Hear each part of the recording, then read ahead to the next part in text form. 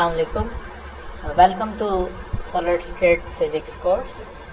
ये course solid state physics 1 होगा और इसमें हम मेनली जो बुक को फॉलो कर रहे होंगे वो क्वांटा पब्लिशर्स की solid state physics 1 first edition है।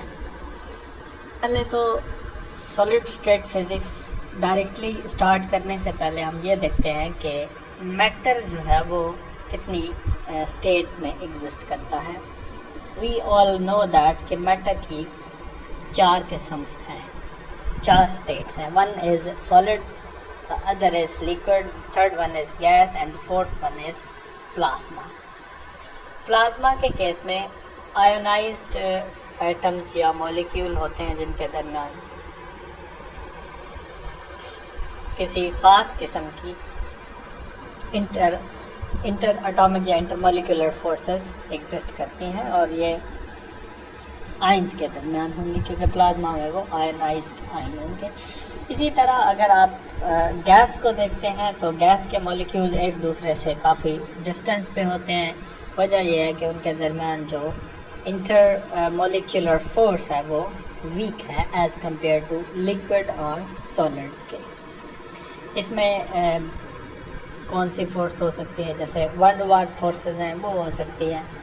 और लिक्विड फॉर्म जो है लिक्विड फॉर्म है उसमें फोर्स जो है एज़ कंपेयर टू गैस ज़्यादा स्ट्रॉन्ग फोर्स है और सॉलिड की निस्बत थोड़ी वीक फोर्स होगी।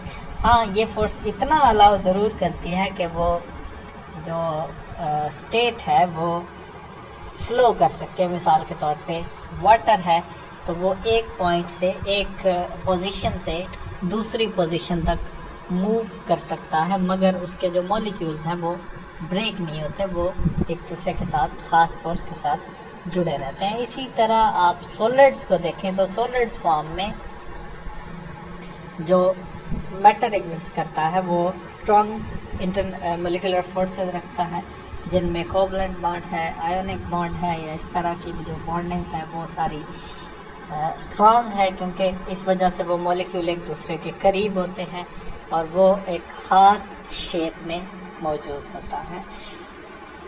और next we will just consider these solids.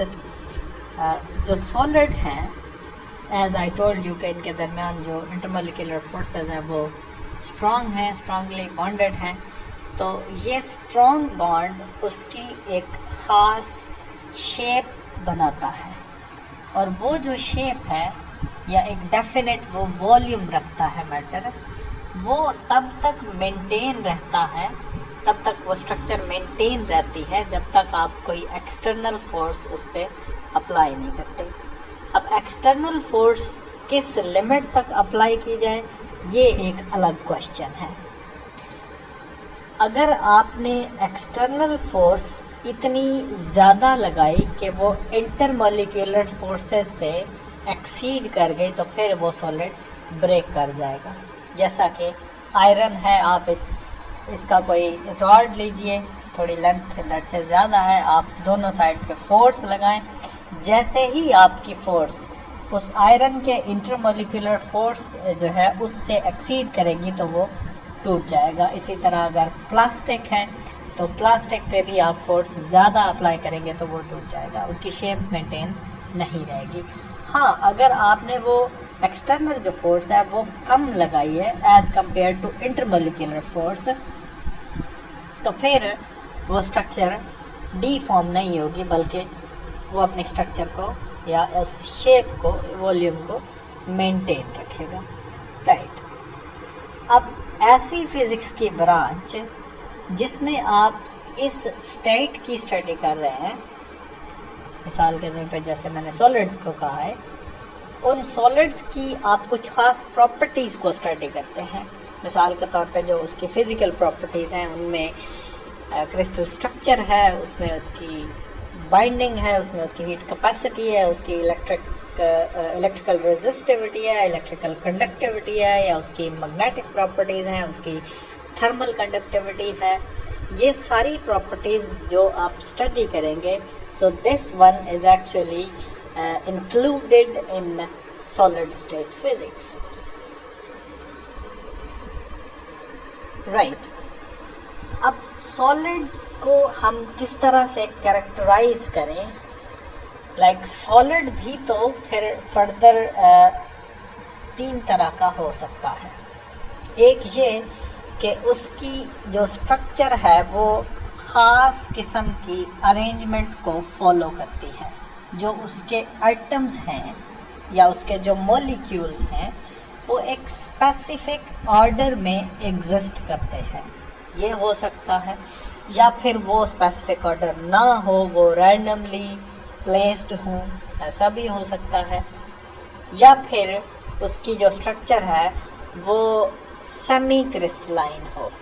Semi crystalline का मतलब ये है कि कुछ पार्ट उसका एक क्रिस्टल का बना हुआ हो, फिर नेक्स्ट उसका कोई और किस्म की क्रिस्टल हो। मिसाल के तौर पे पहली हेक्सागोनल है तो दूसरी उसके बाद टेट्रागोनल आ जाती है, उसके बाद फिर कोई और क्यूबिक वर्टिसेंट एंड सो ऑन, इस तरह की कोई चीज़ बन जाती है, तो वो फिर सेमी क्रिस्टलाइन में आ जाएगा। ओके, सो सबसे पहले तो ये कि क्रिस्टलाइन जो स्ट्रक्चर है उसको हम देख लेते हैं। इनको इंडिविजुअली देखते हैं कि क्रिस्टलाइन स्ट्रक्चर क्या है, सेमी क्रिस्टलाइन स्ट्रक्चर क्या है, या नॉन क्रिस्टलाइन स्ट्रक्चर क्या होती है, राइट। और इनकी प्रॉपर्टीज़ क्या है, किस चीज़ पर डिपेंड करती है। ओके, सो क्रिस्टलाइन स्ट्रक्चर में जो आइटम्स हैं या मॉलिक्यूल्स हैं वो एक पर्टिकुलर अरेंजमेंट के साथ होंगे, एक ख़ास किस्म की उनमें अरेंजमेंट मौजूद होगी। Particular arrangement of items exist करती है क्रिस्टलाइन स्ट्रक्चर में। अब ये जो क्रिस्टल है वो आइटम्स के साथ बनी हुई है या मॉलिक्यूल्स के साथ बनी हुई है। अगर हम वो मॉलिक्यूल्स की बजाय कोई इमेजिनरी पॉइंट कंसिडर कर लेते हैं वहाँ पे, जैसा कि लैटिस पॉइंट्स हैं, वो हम नेक्स्ट में जाकर देखेंगे, तो वो उसका एक पार्ट है। दूसरा ये कि वो उस क्रिस्टल में कोई सम सॉर्ट ऑफ एक्सेस मौजूद होंगे। उस एक्सेस में एक्स एक्सेस के अलॉन्ग और वाई एक्सेस के अलॉन्ग आप कोई ख़ास पैटर्न होगा जिसको आप ऑब्ज़र्व कर रहे होंगे कि एक्स एक्सेस में ये पैटर्न है, वाई एक्सेस में ये पैटर्न है, क्योंकि उसकी एक ख़ास किस्म की अरेंजमेंट है। ओके, सो ये जो अरेंजमेंट है इसमें फिर इसी अरेंजमेंट में क्रिस्टल का अगर एक छोटा सा part, let's say along x axis है, आप उसको कंसिडर कर लें कि ये आपका एक फंडामेंटल यूनिट है। उस फंडामेंटल यूनिट को आप कॉपी करके नेक्स्ट प्लग करते जाएं तो आपकी पूरी क्रिस्टल फॉर्मेशन होती जाएगी। वो जो एक फंडामेंटल यूनिट है वो उसका यूनिट सेल कहलाएगा, जो उसका एक्चुअली में बिल्डिंग ब्लॉक होगा। जब क्रिस्टल बनेगी तो उस क्रिस्टल में उसकी कोई प्रिंसिपल एक्सेस होंगे, उसकी कोई सिमेट्री होगी, उसमें कुछ एंगल्स मौजूद होंगे। ये सारी चीज़ें उसकी फिर लैटिस पैरामीटर्स कहलाएंगी। मिसाल के तौर पे यहाँ हम देखते हैं कि यूनिट सेल क्या होगा। ये जो मैंने ड्रॉ किया हुआ है, ये इस डायग्राम में एक एटम ए है और दूसरा एटम बी है, दोनों एक दूसरे से मुख्तलिफ हैं। लेट्स से ए एटम का मास कम है और बी एटम जो है उसका मास ज़्यादा है।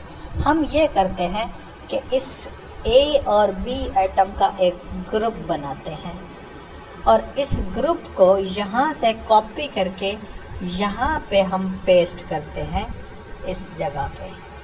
तो इस शेप में और इस यूनिट सेल में, ओके, इस इन दो आइटम्स को कॉपी करके यहाँ रखा इसमें, और इसमें कोई फ़र्क नहीं है।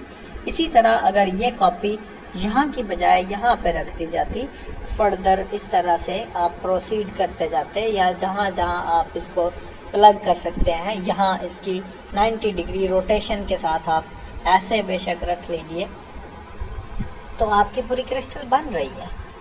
सो दिस होल थिंग, ये जो दो आइटम्स हैं ये एक ऐसी चीज़ है जो पूरी की पूरी क्रिस्टल की प्रॉपर्टीज़ को शो कर रही है। उन प्रॉपर्टीज़ में लेट्स से अगर एक बॉन्ड स्ट्रेंथ को देखा जाए तो इस एटम ए और बी के दरमियान जो बॉन्ड स्ट्रेंथ होगी, सेम वही बॉन्ड स्ट्रेंथ यहाँ पे भी मौजूद होगी, और वही बॉन्ड स्ट्रेंथ यहाँ पे भी मौजूद है, क्योंकि ये बी और ए के दरमियान जो बॉन्ड है वो आइडेंटिकल है ए और बी के दरमियान जो बॉन्ड है, एक ही बात है, right. So bond strength same है, सो इसका मेल्टिंग पॉइंट सेम होगा, इसकी जो डिस्टेंस है इसके दरमियान वही डिस्टेंस इन दो के दरमियान स्पेसिंग होगी। तो ये एक यूनिट सेल इस पूरी क्रिस्टल की जो प्रॉपर्टीज़ है उसको शो करवा रहा है। Okay, so this whole thing is actually a unit cell जो दो एटम्स पे मुश्तमिल है। अब मैं अगर ऐसे करूं कि यूनिट सेल की बजाय मैं इस क्रिस्टल को थोड़ा कीनली ऑब्जर्व करना चाहता हूँ। लेट्स से कि मैं ऑब्जर्वेशन कुछ इस तरह से करता हूँ कि मैं बी एटम जो मौजूद है उसके सराउंडिंग एनवायरनमेंट को ऑब्जर्व करता हूँ। इस बी एटम के अपवर्ड अगर मैं देखता हूँ तो ए एटम मौजूद है, और यहाँ से फिर अगर मैं इस एटम जो इसकी लेफ़्ट साइड है इसको ऑब्ज़र्व करता हूँ तो फिर भी ये एटम मौजूद है। इसकी जो राइट साइड है यहाँ भी अप और डाउन दोनों साइड पे, अप डाउन में लेफ़्ट राइट में सेम एटम ए मौजूद है। और इसी तरह अगर आप कॉर्नर्स को ऑब्ज़र्व करते हैं तो यहाँ पर इसके अपने आइडेंटिकल एनवायरनमेंट है, आइडेंटिकल एटम्स हैं। इसको ऑब्ज़र्व करने के बाद आप थोड़ा सा डिस्टेंस मूव करवाएं, कोई vector let's say T vector के थ्रू आप मूव करके आए इस एटम के ऊपर, और इस एटम से आप अपनी ऑब्जर्वेशन अगेन ऑब्जर्वेशन स्टार्ट करिए। तो इसके left right up down identical environment है जो पहले था जिस तरह का, इसके अराउंड भी ए एटम मौजूद थे, इसके अराउंड भी ए एटम मौजूद है, कॉर्नर पे उसी तरह से बी एटम मौजूद है। सो हम डिफ्रेंशिएट नहीं कर पाएंगे कि हम इस एटम से बैठ के इस एटम से उसकी ऑब्जर्वेशन ले रहे हैं या फिर इस एटम से क्रिस्टल के अंदर जो ऑब्जर्वेशन है वो ले रहे हैं, क्योंकि इन दोनों के दरमियान जो सराउंडिंग एनवायरनमेंट है वो सेम है। सो मैं ये करता हूँ कि एक एक्सेस ड्रॉ करता हूँ, एक्स एक्सेस, ये 2D स्ट्रक्चर है, एक्स और वाई एक्सेस लेता हूँ मैं यहाँ पे, और ये ओरिजिन से जो फर्स्ट एटम जिस पे मैं ऑब्जर्व कर रहा था उसका डिस्टेंस, उसका जो वेक्टर है वो लेट्स से आर वेक्टर है, ये इसका वेक्टर आर है। और इसी तरह जो इस एटम से, एटम बी से इस एटम का डिस्टेंस है या डिस्प्लेसमेंट है वो वेक्टर टी है। अब नोट ये करिएगा कि ये जो टी वेक्टर है अगर मैं इधर मूव करवा के आता हूँ या यहाँ से इधर मूव करके जाता हूँ या फिर यहाँ से मैं इस टी वेक्टर को यहाँ पे लेके आता हूँ, तो एनवायरनमेंट में किसी किस्म की कोई चेंज नहीं आती, वो एनवायरनमेंट उसका सेम रहता है। इस एटम के सराउंडिंग का जो एनवायरनमेंट है वो सेम रहता है। ओके, सो ये वेक्टर टी है। अब मैं ये कहता हूँ कि ओरिजिन से जो नया हमारा सेलेक्टेड एटम है उसकी पोजीशन को आर प्राइम से डिनोट कर देता हूँ। आर प्राइम वेक्टर ये है। According to head to tail rule आप देखिए आर प्लस इस टी, इन दो को सम करेंगे तो आर प्राइम आएगा। So R prime is equal to R plus T. अगर टी ज़ीरो है, टी ज़ीरो है तो आप इसी एटम से ऑब्जर्वेशन ले रहे हैं, आप कहीं मूव करके लाइक आगे ट्रांसफॉर्म करके नहीं गए। सो इसी को आप ऑब्जर्व कर रहे हैं। अगर आपने एक टी मूव करवाया यहाँ पे, तो किसी एक ट्रांसफॉर्मेशन से आप आए, इस वेक्टर को टी को हम कहते हैं translational vector, sorry, this vector is translational vector. और इस ट्रांसलेशनल वेक्टर में यहाँ का एनवायरनमेंट और यहाँ का एनवायरनमेंट सेम है, कोई फर्क नहीं पड़ रहा। आप आर प्राइम से ऑब्जर्व कर लो या आर डिस्टेंस आर वेक्टर से ऑब्जर्व कर लो, तो क्रिस्टल में किसी किस्म की कोई चेंज नहीं आ रही। दिस टी वेक्टर जो ट्रांसलेशनल वेक्टर है, अगर 2D में है तो आपके पास x एक्सेस और y एक्सेस आ जाएंगे, अगर 3D में है तो आपको z एक्सेस भी इंक्लूड करना पड़ेगा। हम उस x y z एक्सेस को ये कह देते हैं कि एक वेक्टर a है, दूसरा वेक्टर b है, तीसरा वेक्टर c है। n1 n2 और n3 यहाँ इंटीजर्स हैं। ये इंटीजर आपको ये बताते हैं कि अगर लेट्स से हम 1D की बात कर लेते हैं, 1D में ये B और C दोनों, ओके, अज्यूम इट कि ये B और C जो है ये y एक्सेस और z एक्सेस के अलॉन्ग लाई करते थे, तो ये ज़ीरो हो जाएंगे। हम सिर्फ 1D की अगर बात करें तो ट्रांसलेशनल वेक्टर जो है वो सिर्फ x एक्सेस के अलॉन्ग लाई करता होगा।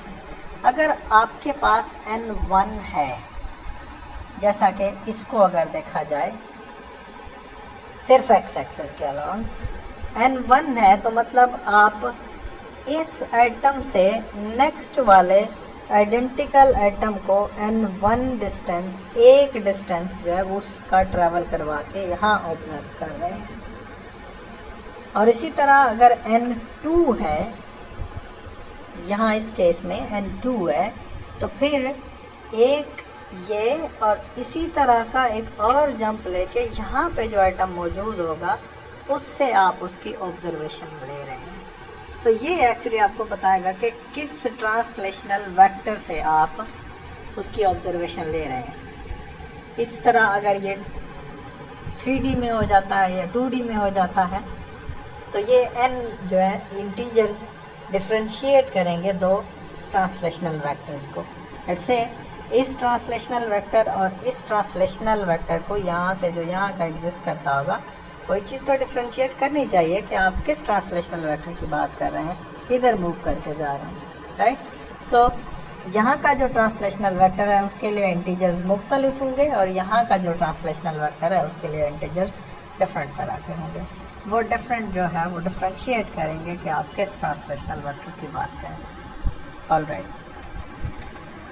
सो नेक्स्ट थिंग इज़ कि अगर मैं सिंगल एटम की बजाय, जैसे यहाँ मैं एक एटम को ऑब्जर्व कर रहा था, इस एटम को ऑब्जर्व किया, फिर इस एटम को ऑब्जर्व किया, अब मैं इस बजाय इन एटम्स के मैं यूनिट सेल को लेता हूँ और यूनिट सेल की ऑब्जर्वेशन स्टार्ट करता हूँ।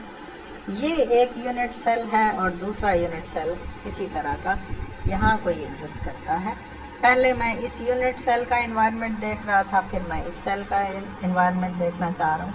तो इसका जो एनवायरनमेंट है वो और इस यूनिट सेल दोनों का एनवायरनमेंट आइडेंटिकल होगा, सेम होगा।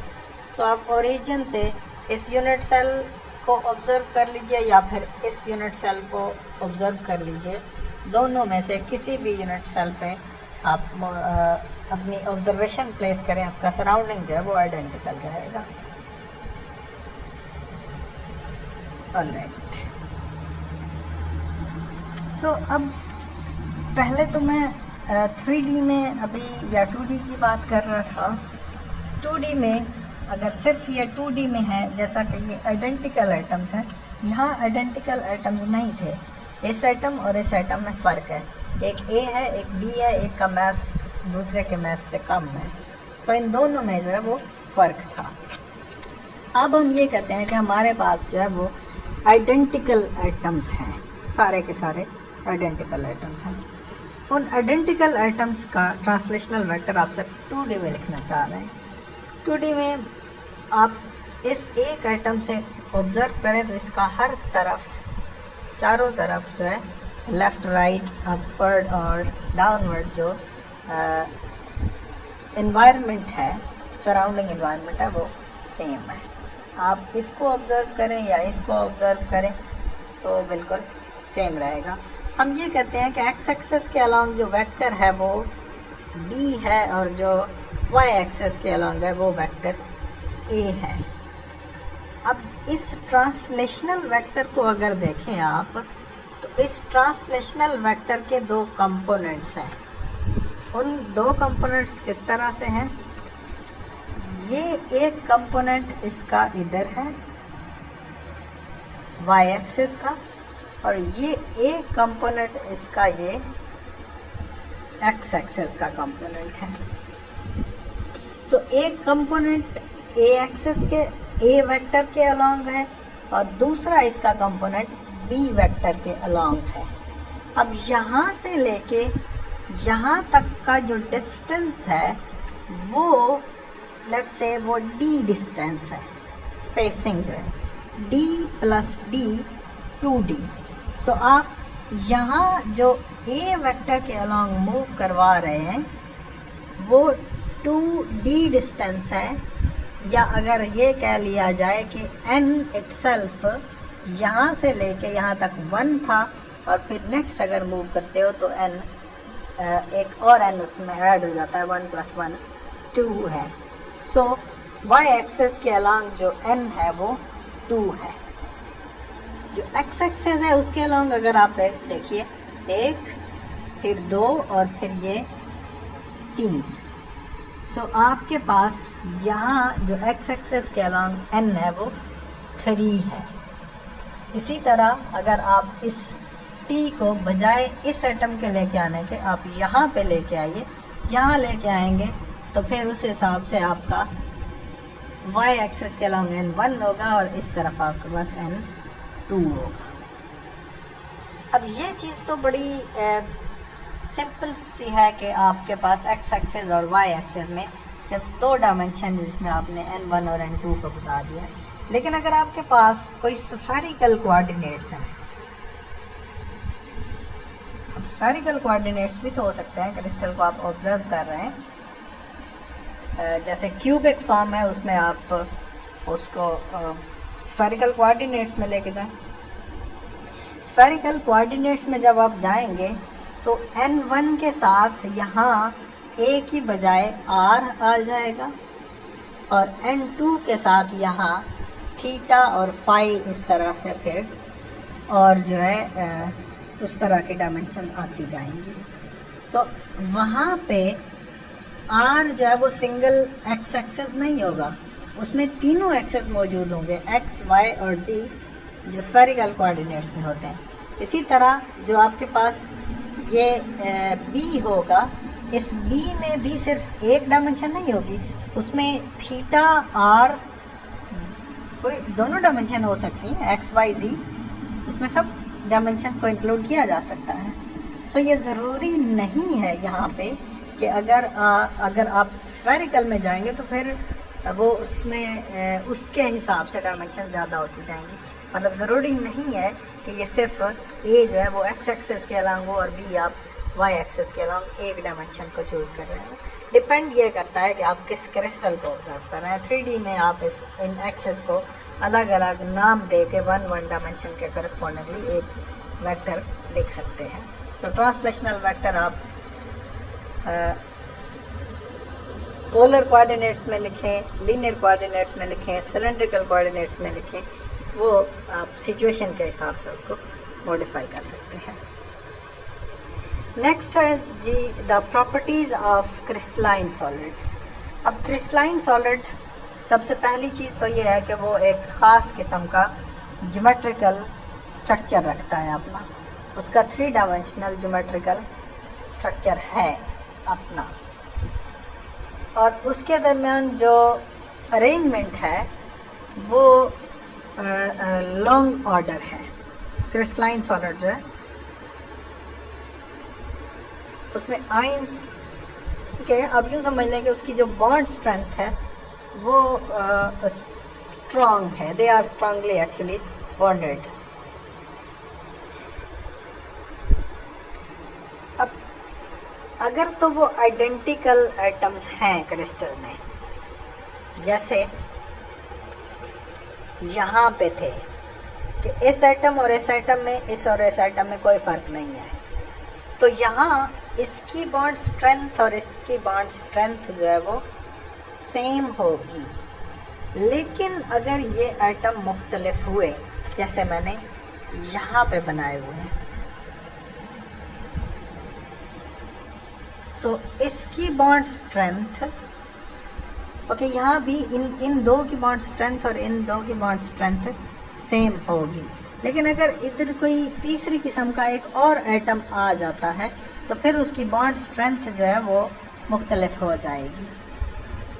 सो बॉन्ड स्ट्रेंथ डिपेंड करती है कि सराउंडिंग जो इन्वायरमेंट है वो इसका मतलब जैसे ये है, इसकी बॉन्ड स्ट्रेंथ हर तरफ सेम है, इधर भी वही बॉन्ड स्ट्रेंथ है, इधर भी वही है, इस तरफ भी वही बॉन्ड स्ट्रेंथ है।